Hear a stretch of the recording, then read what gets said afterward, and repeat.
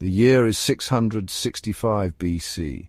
The Assyrian Empire casts a long shadow. Its reach extends from Egypt's borders to the mountains of Persia. In these lands a boy is born. He is named Cyaxares.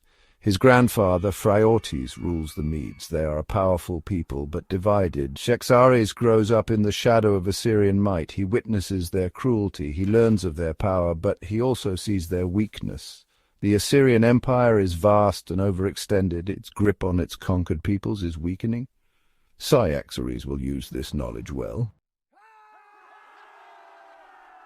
Phraortes, seeking to break free from Assyrian dominance, leads the Medes in revolt, but victory eludes them. Phraortes falls in battle against the Assyrian king, Ashurbanipal. The Medes are leaderless, their hopes crushed. In this dark hour, Cyaxares ascends to the throne. He is a young king, but he is ambitious and driven. His first task is to unify the Median tribes. Through diplomacy and force he brings them together. He understands that a divided kingdom cannot stand against Assyria. He needs a united front, a single force to challenge the might of Nineveh. Cyaxares knows that the Medes need more than just unity. To defeat the Assyrians, they need a new kind of army. He studies Assyrian military tactics. He observes their strengths, but more importantly their weaknesses. He sees that the Assyrian army relies heavily on chariots and infantry. They are vulnerable to cavalry. Cyaxares transforms the Median army.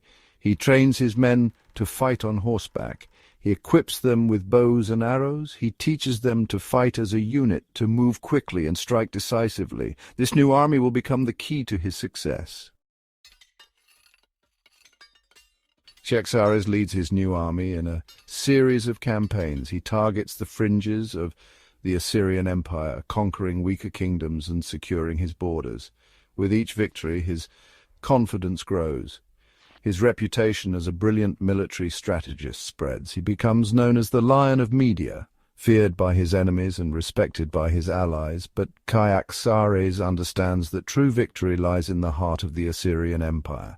He sets his sights on Nineveh, the Assyrian capital. He knows that to defeat Assyria, he must strike at its head. Nineveh is a formidable city. Its walls are high and strong. It is defended by a large and experienced army. Cyaxares lays siege to the city, but his attacks are repelled. The siege drags on. Years pass. Cyaxares knows that he cannot take Nineveh by force alone. He needs allies. He needs to exploit the cracks in the Assyrian Empire. He finds an ally in Nabopolassar, the king of Babylon. Babylon, like Media, has suffered under Assyrian oppression.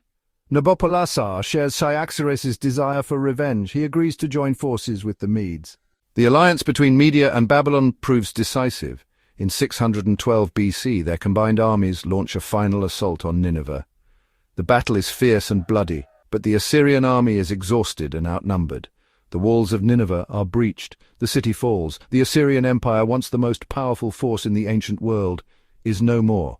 The fall of Nineveh is a turning point in history. It marks the end of the Assyrian Empire and the rise of the Median Empire. Cyaxares divides the conquered territories between Media and Babylon. His empire now stretches from the Halys River in Anatolia to the Zagros Mountains in Persia. With the Assyrian threat extinguished, Cyaxares turns his attention to consolidating his empire.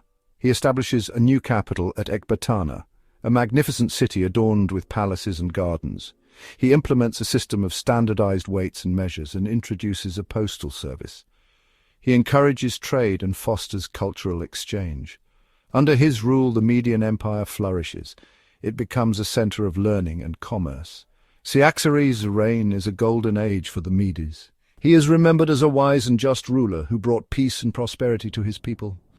Cyaxares reigns for 40 years. He dies in 585 BC, leaving behind a legacy of military brilliance and wise governance. He is succeeded by his son, Astyages. Astyages inherits a vast and powerful empire, but he lacks his father's skill and vision. He will face new challenges, new enemies. The Median Empire will not last forever, but Cyaxares' achievements will not be forgotten. He will be remembered as the king who united the Medes, who vanquished the Assyrians, and who laid the foundations for the Persian Empire. Cyaxares' story is a reminder that even the mightiest empires can fall. It is a testament to the power of unity, the importance of strategy, and the enduring impact of a single individual. His name may be lost to many, but his legacy lives on. He was Cyaxares, the Lion of Media, the conqueror of Nineveh, the architect of an empire. He was and will always be a legend.